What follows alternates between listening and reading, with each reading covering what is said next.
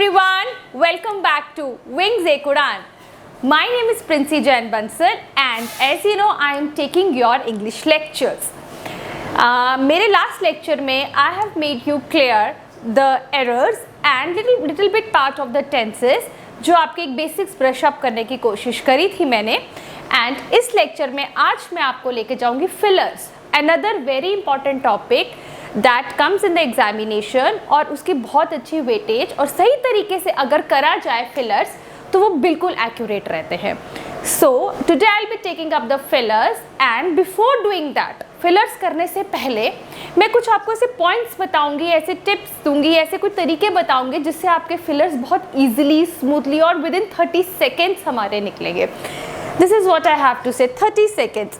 सी हमें वहाँ examination is quite lengthy तो हमें हर एक फिलअप करने के लिए, हर एक इंग्लिश का क्वेश्चन सॉल्व करने के लिए, लेट इट बी फिलर्स हो गए, एरर्स हो गए, तो उसमें you guys have to take maximum 30 seconds. अगर उससे ज़्यादा का टाइम लग रहा है it means you need more practice. Let's get started. Before going to the examples, jumping to the examples straight, I want you guys to get some points that you have to be very clear about it before doing the fillers. चलिए सबसे पहले हमें fillers एक statement रहता है, एक sentence रहता है जिसके बीच में फिल इन द ब्लैंक्स, जिसके बीच में फिलअप्स रहते हैं. वन फिलअप भी होगा, 2 फिलर्स भी होंगे, मल्टीपल फिलर्स भी रहते हैं, ऑप्शंस गिवन होते हैं. So we have to choose the right option and we have to do that fill up, that fill in the blanks. How to do that? सबसे पहले आपको क्या करना है? First of all you have to read the sentence properly. आपको जो sentence given होगा filler का, जो एक स्टेटमेंट होगी, उसको अच्छे से रीड आउट करना है. सेकेंड, दूसरा पॉइंट ध्यान से, आपको सीधा ही ऑप्शंस पे नहीं देखना है. कुछ बच्चे क्या करते हैं, सेंटेंस रीड करने से पहले ऑप्शंस रीड कर लेते हैं. ऐसा बिल्कुल भी नहीं करना, वो डबल कन्फ्यूजन क्रिएट हो जाएगा. Second, first you have to read the sentence and second you have to fill in the word. उस ब्लैंक को फिल करने की कोशिश करनी है without looking at the options. Options जो गिवन है उनको देखे बिना आपने अपना जो भी आपका सेंस बोलता है उसमें फिट होगा, आपको वो एज्यूम करना है कि that could be the word जो वहाँ पर फिट होगा. ठीक है, fill in without looking at the options. ये सेकेंड पॉइंट आपका रहेगा फिलर्स करने के लिए. The third very much important point is match. Match क्या? आपने जो अपना वर्ड एज्यूम करा है, जो आपने फिल करा है अपना वर्ड, आपको वो मैच करना है. आपको देखना है कि जो ऑप्शंस गिवन है उसमें कोई सिनोनियम उसका ऐड होता है. सिनोनियम या मतलब कोई उसके रिलेटेड वर्ड आप फिट कर सकते हो. क्लोजली रिलेटेड हो गया, सिनोनियम्स हो गए, कुछ ऐसा जो मैच कर रहा है आपके स्टेटमेंट के हिसाब से. Next is intact. आपको ऑप्शन भी मिल गया, लेकिन आपको फिर ये देखना है that meaning is coming out from this sentence. Is that sentence is intact, proper meaning हो रहा है, उसका मीनिंग निकल रहा है कि मीनिंग नहीं बन रहा है. This is the next point that you have to keep in mind. Next is tone of the missing word. जो मिसिंग वर्ड होता है उसकी टोन क्या है, मतलब it could be positive, it could be negative, कि वो नेगेटिव में वे में जा रहा है हमारा सेंटेंस, कि पॉजिटिव वे में जा रहा है. This is what you guys have to keep in mind while looking for the options. Okay, next and very much important is here grammatical structure helps to look at what happen. कभी कभी जो sentence का grammatical structure होता है, उसका जो ढांचा होता है, वो बहुत हेल्प करता है कि आपके वर्ड को लोकेट करने में. फॉर एग्जाम्पल, अगर आपका सेंटेंस पास्ट में जा रहा है और ऑप्शंस में 1 या 2 पास्ट है, बाकी प्रेजेंस के ऑप्शन है, तो आप जज कर लोगे कि पास्ट वाला ऑप्शन फिट होगा, प्रेजेंट को हमने देखना ही नहीं है. Got it? ये grammatical structure helps a lot to find out the missing word. Okay, the next is look out for the indicators. Indicators बहुत बारी दिए होते हैं. कभी कभी एक फ्लो ऐसा जा रहा होता है सेंटेंस के बीच में ही उसका आंसर कहीं निकल के आता है, तो वो इंडिकेटर्स को आपको जज करना है. आपको you have to be very logical sometimes, you know, and very quick and maximum time, yes, 30 seconds, not more than that. तो शुरू में आपको लगेगा 40 सेकेंड, 50 सेकेंड, 1 मिनट भी, but as you guys practice, जितना प्रैक्टिस करोगे तो you have to cut your time and bring it to 30 second so that आपके बाकी का एग्जामिनेशन आराम से हो जाए. चलिए, आई थिंक मैंने आपको बहुत क्लियरली इसके बता दिए हैं टिप्स कैसे करना है हमको फटाफट से फिलर्स, क्योंकि we have a long paper to do, we have to long paper to take in, so if these points you keep in mind, so it's gonna be very easy for you guys to do the fillers. तो अब मैंने यहाँ कुछ examples लिखी हैं. Actually board थोड़ा छोटा पड़ गया, अभी मैंने 5 एग्जाम्पल्स पिकअप करी है, बट आगे मैं और बहुत सारी एग्जाम्पल्स लूँगी. मैंने कोशिश करी इसमें सिंगल फिलर भी देने की, डबल फिलर भी करने की, कवर अप. तो एक बार मैं आपको समझाती हूँ कि कैसे करना है. ओके, चलिए. Look for the first example. Home made gifts can be completely dash to what the recipient likes. Okay, अब इस सेंटेंस से आपको मतलब थोड़ा पता चल रहा है कि जो हम ये घर पे जो गिफ्ट्स बनाते हैं उसकी बात हो रही है. ओके, अब हमारे पास ऑप्शन है ऑल्टर्स, यानी कि ऑल्टर करना गिफ्ट को अकॉर्डिंग टू द चॉइस. हाँ, ये एक आ सकता है ऑल्टर, इसको हल्का सा कर लीजिए. पोलाइट, गिफ्ट को हम रिसिपिएंट तक पोलाइट कुछ सेंस नहीं बनी, gift can not be a polite kind of ना, तो ये हमारा ऑप्शन नहीं होगा. फर्म्ड, नो, फर्म तो कुछ इस फर्म होना, तो गिफ्ट्स के रिगार्डिंगली, होममेड गिफ्ट्स के रिगार्डिंगली, रिसिपिएंट के regardingly, this is also not suitable in this filler. Tailored, yes, tailored mean to change according to the taste, जिसको हम customize भी कहते हैं, customize कहते हैं हम करना, tailor करना, तो this can be there also. Liability तो किसी पे बाहर हो गया, तो वो तो यहाँ पर कहीं पर भी जज नहीं हो रहा. तो अकॉर्डिंग टू दिस हमारे पास ये और ये ऑप्शन है. Now read it once more, filling these two words. Homemade gifts can be completely alters to what the recipient likes. Now alters, यहाँ पर हमें जो वर्ड चाहिए ना, can be completely, can be है तो हमें यहाँ पर प्लूरल एक वर्ड चाहिए जिसका मीनिंग प्लूरल लिखा है. ऑल्टर्स यहाँ पर कहीं पे सूट नहीं कर रहा. But if I fill it, homemade gifts can be completely tailored, yes, to what the recipient likes. So the option that fit is here is tailored. So the right option is option D. Oh my god, option D. Okay, तो now second करते हैं. आइए वो भी मैं आपको explain कर देती हूँ. आपको समझ आ गया, हमने ऑप्शंस फिल करने से पहले ही माइंड में एक सेट कर लिया कि यहाँ पर होममेड गिफ्ट्स की बात है, तो नेचुरली कुछ रिलेटेड टू कस्टमाइजेशन और कुछ इस तरह का वर्ड फिट होगा जो हम ज़रूरत के हिसाब से उसका वो गिफ्ट बना सकते हैं. अब हम सेकंड पर देखते हैं. Bob spent dash money that his father had given to him. Okay, अब ऑप्शंस को नहीं देखेंगे, पहले सेंटेंस पढ़ेंगे. बॉब ने वो पैसा खर्च कर दिया जो उसके पापा ने दिया था.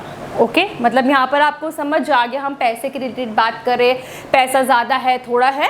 अब हम आते हैं ऑप्शन पे, मतलब उसने वो पैसा खर्च कर दिया. सो कहीं ना कहीं आपको समझ आ गया कि रिलेटेड टू मनी है, तो मतलब ज़्यादा पैसा, मोर लेस, कुछ इस तरह के ऑप्शन हो गए.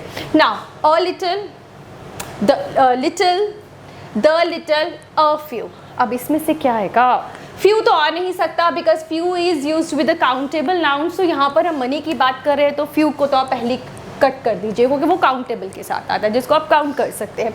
ओके, अब अ लिटिल भी आ सकता है, लिटिल भी आ सकता है, द लिटिल भी आ सकता है. अब इसका डिफरेंस समझना बहुत ज़रूरी है. ओके, लिटिल वर्ड का मतलब ये होता है थोड़ा. थोड़ा, कितना थोड़ा? 50% से कम. अगर कोई चीज़ 50% से कम है, that comes under little.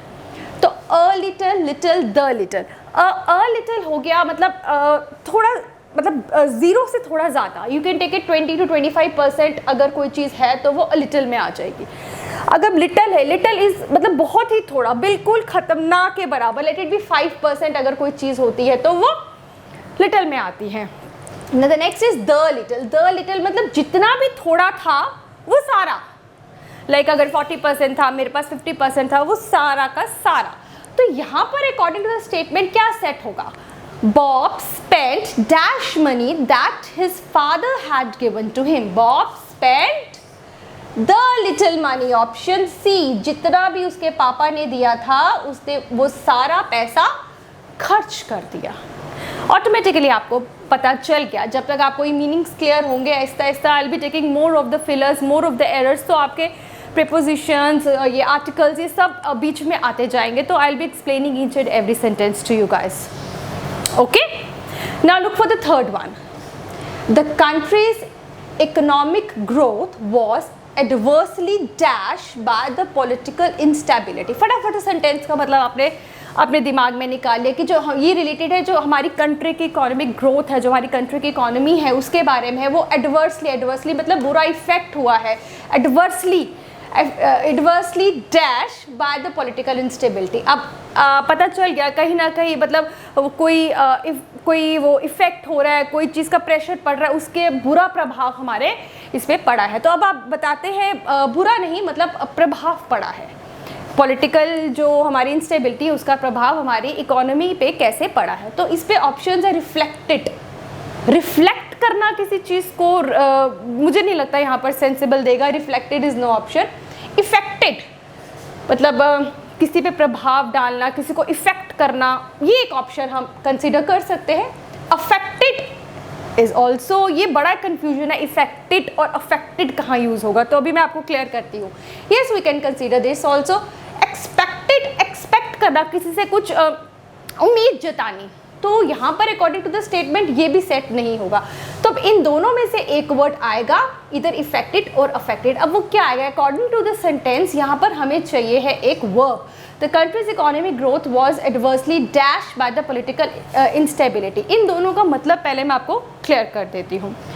Affected is noun, ये जो जनरल मीनिंग है इससे कुछ ज़्यादा क्लियर नहीं होगा, और इफेक्टेड मीन्स वर्ब। ठीक है, ये तो मैंने आपको भी बता दिया। ओके, अब मैं एक एग्जाम्पल लेती हूँ जिससे आपको थोड़ा ये क्लियर हो जाएगा। B is affected by the as effect. कुछ सिंपल सा लेती हूँ। Okay, I push Bob into the pond. मैंने बॉब को धक्का मारा पॉन्ड के अंदर। तो मैंने जो बॉब को धक्का मारा, पुश यहाँ पर वो अफेक्ट हुआ है, और उसका रिजल्ट क्या आया कि वो पॉन्ड में गिरने के बाद वो गीला हो गया। वो वेटनेस जो आई है, जो रिजल्ट आया है मेरे पुश करने के बाद, वो इफेक्ट हो गया। तो जो मैंने आई पुश्ड बॉब, ये तो है verb. So this action is called, यहाँ पर अफेक्ट हुआ है, और जो रिजल्ट आया है उसका, जो बॉब के ऊपर रिजल्ट है मेरे अफेक्ट के कारण जो उसको इफेक्ट हुआ है, that is the effect over here. So यहाँ पर the right option will be C, that is affected. All right? तो आपको affect और effect का मीनिंग अब क्लियर हो गया होगा। जनरली ये बहुत it is very confusing when comes to the grammar. Kids get very confused कि ये effect होगा कि affect होगा. All right? So now let's come to the fourth point. So here we have double filler in this sentence. Okay? The All India Council for Technical Education AICTE has dash DB College here from admitting students as it lacks basic dash and infrastructure. Okay, sentence पढ़ लिया, कुछ आप जज कर रहे होगे कि infrastructure यानी कि बिल्डिंग के रिगार्डिंग नहीं कुछ है। तो इसको अगर मैं इजी वे में समझाऊँ without looking at the options आपको फिल करना है, तो आप क्या करोगे? The all India council for technical education, ये AICTE is a committee, you can say that. उसने DB कॉलेज को मतलब एक तरह से मना कर दिया, बैन कर दिया, कुछ कर दिया है कि वो बच्चों को एडमिट नहीं करता क्योंकि वो लैक करता है, उसकी कोई कमी है। किस चीज़ में? वो कॉलेज में कुछ college is lacking in something, कोई चीज़ की कमी है, basic dash and infrastructure. Okay, कभी कभी क्या होता है डबल फिलर्स करने के वक्त जनरली बच्चे क्या करते हैं, हमेशा पहला वाला ब्लैंक पिक करते हैं, उसके ऑप्शंस ढूंढते हैं कि कुछ उसके रिलेटेड हो। ऐसा नहीं होता, नहीं हो सकता। देयर आर चांसेस कि कभी आप सेकंड ब्लैंक को पहले देखेंगे तो वो इजीली निकलेगा। तो अब यहाँ पर क्लियर है इंफ्रास्ट्रक्चर, यानी कि इंफ्रास्ट्रक्चर के साथ क्या वर्ड एक अप्रोप्रिएट आ सकता है? प्रॉस्पेरिटी इन इंफ्रास्ट्रक्चर नहीं, प्रॉस्पेरिटी किसी का बढ़ना, इंफ्रास्ट्रक्चर बिल्डिंग, तो ये ऑप्शन मेरे ख्याल से ये नहीं होगा। तो facilities and infrastructure, yes it could be there, facilities infrastructure they are related. Logged and aptitude तो किसी की एबिलिटी होती है, तो एबिलिटी और इंफ्रास्ट्रक्चर का तो कोई यहाँ पर तालमेल नहीं बैठ रहा है। फॉल्ट एंड इंफ्रास्ट्रक्चर मतलब लैक्स इन फॉल्ट, मतलब कमी भी है और फॉल्ट में है, नहीं, sense is not coming out. I तो ना I have just given you that our sentence should be intact, तो कोई मीनिंग नहीं निकल रहा है इसका, नो वर्ड रिक्वायर्ड, ऐसा भी तो नहीं है। तो आपको पता चल गया ये फैसिलिटी एंड बार्ड का मतलब होता है मना, रोकना, to stop somebody. So here the right option is B. The All India Council for Technical Education has barred DB College here from admitting student as it lacks basic facilities and infrastructure. So here option number B is the right one. कितना easy हो गया, जरूरी नहीं हमको अपना, अगर हम first blank के अकॉर्डिंगली चलते तो हम यहाँ पर बार्ड, क्लोज्ड का भी वही मीनिंग है जो बार्ड का है, तो हमें लगता है ये भी आ सकता था. Locked is also one of the synonyms की, लॉक कर दिया, बार्ड कर दिया, तो हमें लगता था ये भी आ सकता है. तो हम ये तीन में हमें कन्फ्यूजन हो जाती, but we have taken the second filler first, so it becomes more easy for us to locate for the option here. So I guess ये भी आपको समझ आ गया कि it is not always necessary to go for the first filler in double or multiple fillers. You can look for the second filler or the multiple or the third or the fourth filler first. ठीक है. Now let's come to the fifth sentence. The student was fairly dash of passing, yet connector, yet previous experience with this teacher left him dash. मतलब थोड़ा समझ में आ रहा है कि student को फेयरली, मतलब थोड़ा फेयर था, वो कॉन्फिडेंट था, थोड़ा फेयरली डिसीजन कह सकते हो, फेयरली कॉन्फिडेंट जैसे था कि वो पास होगा, लेकिन जो उसका एक्सपीरियंस था पिछली टीचर के साथ, हो सकता है कुछ उसका एक्सपीरियंस अच्छा ना रहा हो उसकी पहली टीचर के साथ, तो उसने उसको थोड़ा कन्फ्यूजन में डाल दिया, या किसी मतलब लेफ्ट हिम डैश, राइट. थोड़ा सा आपको एक वो बेसिक स्ट्रक्चर समझ में आ रहा है, सेंटेंस कहाँ पर जा रहा है, where the sentence is going to. Now the student was fairly uncertain, मतलब कच्चा पक्का, certain, okay, we can take was fairly certain of passing. Yet एक कनेक्टर आ गया, ये एक हमारा इंडिकेटर आ गया कि हमारा जो सेंटेंस है, हमारा जो सेंटेंस जा रहा है वो नेगेटिव जा रहा है, पॉजिटिव कहीं ना कहीं इंडिकेशन दे रहा है ये हमको. तो हम यहाँ क्या ऑप्शन फिट कर सकते हैं? The student was Fairlie dash of passing, yet previous experience with his teacher left him dash. The student was fairly certain, अगर हम इसको देखें तो सर्टेन भी लगा सकते हैं हम, confident and confident first filler के अकॉर्डिंगली लगा सकते हैं कॉन्फिडेंट. तो हमारे पास हमने शॉर्ट लिस्ट कर लिया ये तीन. ओके, नेक्स्ट पढ़ते हैं. Yet previous experience with his teacher left, जो उसका पहले जो टीचर के साथ एक्सपीरियंस था वो क्या था? अनसर्टेन, उसको मतलब कुछ नहीं था, ठीक नहीं लगा अकॉर्डिंग टू दैट टीचर. तो ऑप्शन यहाँ पर आपके हिसाब से क्या आएगा? The student was fairly confident of passing, yet previous experience with this teacher left him uncertain. So यहाँ पर उस जो टीचर के साथ एक्सपीरियंस था उसके अकॉर्डिंगली अगर कंपेयर करा जाए तो उसको लगा शायद वो नहीं भी हो सकता है पास. तो option is C, the student was fairly confident, उसको पूरा कॉन्फिडेंस है कि वो इस बार वो कॉन्फिडेंट था कि वो पास होगा, लेकिन yet previous experience with this teacher left him uncertain. फिर भी उसको कहीं ना कहीं अनसर्टेनिटी थी, कोई ना कोई दुविधा थी, क्या पता हूँ भी ना भी हूँ. तो यहाँ पर क्या अप्रोप्रिएट एक वर्ड फिट हो रहा है? अनसर्टेन. सो आप लोगों ने देखा कितना इजी है फिलर्स करना, इतना मुश्किल नहीं है. ये पॉइंट्स अगर आप नोट कर लो, कभी कभी सेंटेंस के बीच में से ही, अब यहाँ पर जैसे येट आ गया तो कहीं ना कहीं आपको समझ आ गया कि बीच में से हमें क्लू मिल जाएगा. यहाँ पर हमें टोन से ही चाहिए थी, फैसिलिटीज़ और इंफ्रास्ट्रक्चर, तो कहीं ना कहीं आपको जज हो गया. यहाँ पर ग्रामेटिकल रूल लगा, वर्ब आएगा कि नाउन आएगा. ऊपर जैसे मैंने आपको बताया था इस वाले में कि आपको हमको प्लूरल वर्ब लगाना है, यहाँ पर तो कोई मैच नहीं हो रहे थे वो. तो it is easy only if practice, if you guys do the practice. Okay, तो प्रैक्टिस कैसे होगी? इसका एक और इम्पॉर्टेंट पॉइंट है, आपको गुड कमांड होनी चाहिए. मैंने आपको पहले भी बताया था वोकैबुलरी और इडियम इन फ्रेजेस, अगर इस पर आपकी गुड होल्ड है, गुड कमांड है, तो ईजिली आप अपने फिलर्स कर सकते हो. तो मैं आज आपको कुछ वोकैबुलरी के वर्ड्स भी देने वाली हूँ और कुछ इडियम्स एंड फ्रेजेस भी देने वाली हूँ. तो ऐसे में अपने हर लेक्चर में थोड़े थोड़े सा आई give you, so that by the end of the course, by the end of the lectures you know there will be a dictionary in your mind, and you will be easily you can easily crack the sentences given in the examination. So today I'll be taking up the idioms first. I'm not giving बहुत ज़्यादा, just 1 to 3 idioms, so that धीरे धीरे करके आपको वो चीज़ें अपने you have to set those words in your mind. Okay, the first one is icing on the cake. Icing on the cake. What does it means? It means icing on the cake. आप cake के ऊपर icing करना नहीं, इसका मतलब होता है cake है कुछ अच्छे में और अच्छा हो जाना, आपको कुछ अनसर्टेन प्रॉफिट मिलना किसी चीज़ से, आप जैसे कुछ अच्छे में और अच्छा ऐड हो जाना, that is icing on the cake. Okay, तो this is an idiom, icing on the cake. Suppose I give you an example, एक बहुत सिंपल से ऐसे मैं बता देती हूँ. I stood first, I just stopped the college and my father gifted me an iWatch. So that is the icing on the cake for me. एक तो मैं कॉलेज में फर्स्ट आया और मेरे डैड ने मुझे एक iWatch दे दी, तो that is an icing on the cake for me. ये थोड़े देसी तरीके हैं जिससे आप easily locate कर सकते हो.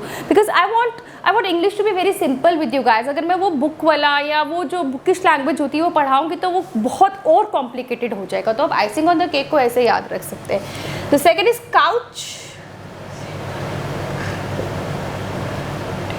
potato, C-O-U-T-H, couch potato. What is couch potato? Potato means आलू. आलू couch के ऊपर है तो कोई सेंस नहीं बनती है.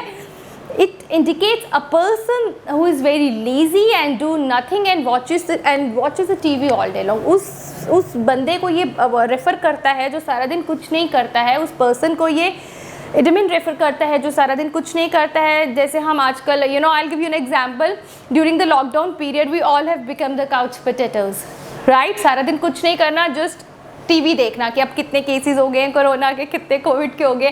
सो we become the couch potatoes. Okay, so I think this is also clear to you. Next मैं एक आपको बहुत ईजी सा देती हूँ. Okay, on cloud 9. इसमें आपको कहीं ना कहीं इंडिकेशन मिल गई होगी क्या है. इसके साथ इसका एक और है इसी के साथ related, on 7th heaven. Okay, on top of the world. बिल्कुल सही. अब तक आपने जज कर लिया होगा इसका. What is the hidden meaning of this idiom? Okay, buzzing. Buzzing. So this all means very happy. When you are extremely happy, when you are so much happy, then you use then you can use any of these idioms, because इन सब का मतलब भी वही है. On cloud 9, no, I'm in cloud 9, on 7th heaven, 7वें आसमान पर, top of the world, दुनिया के सबसे yippee, I'm on top of the world, I topped the college, I got selected for my job and I'm buzzing. So this all indicates that you are very happy. So चलिए अब मैं कुछ आपको वो caps के भी word दे देती हूँ. I need to erase it. क्या यहाँ पे दे देती हूँ guys. If you want to note you can note it down. vocabulary, where shall I give it? Okay,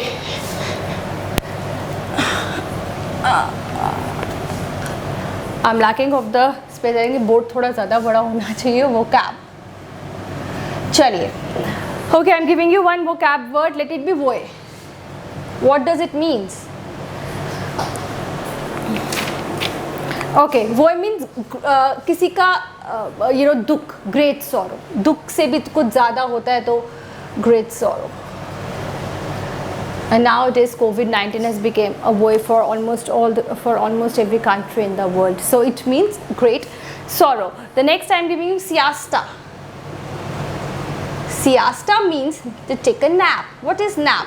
So, sometimes when you are very tired, you really want a little sleep, short sleep. You want to rejuvenate yourself. You want to relax. So then you take a little nap. So another word for nap is siesta. You can also say that siesta. Next word I want to give you is jesting. Jesting. It means joking. Yes, अभी तक joke करना, किसी के funny, to crack that funny things जिससे आप लोगों को हंसा सकते हो, amuse कर सकते हो. That joking comes, the synonymous or the new vocab for joking is jesting.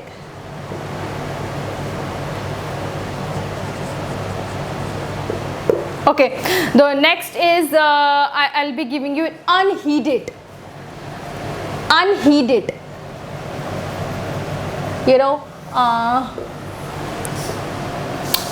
I went to the office, but I went to the office, you know, to give my request, but I was unheeded there. यानी कि I was not noticed. मुझे एक disregard करा गया, मेरी request को मेरे को मेरी सुनवाई नहीं हुई. Okay, you know, to be unnoticed in not in a good way, in a rude way, unnoticed in a rude way. You can say that.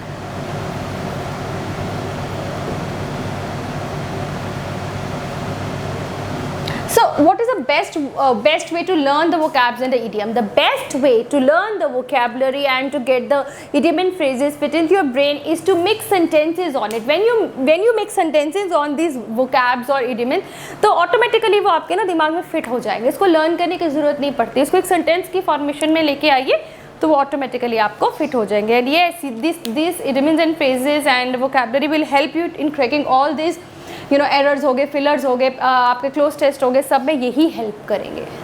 So I think मैंने आज आपको कुछ फिलर्स के बारे में इंपॉर्टेंट पॉइंट्स और कुछ करवाई हैं examples. So I will be taking more examples and picking up one of the other topics in my upcoming lecture. So I think I have made myself very clear to you guys. So with this note, I'll end up my lecture. Thank you so very much, guys.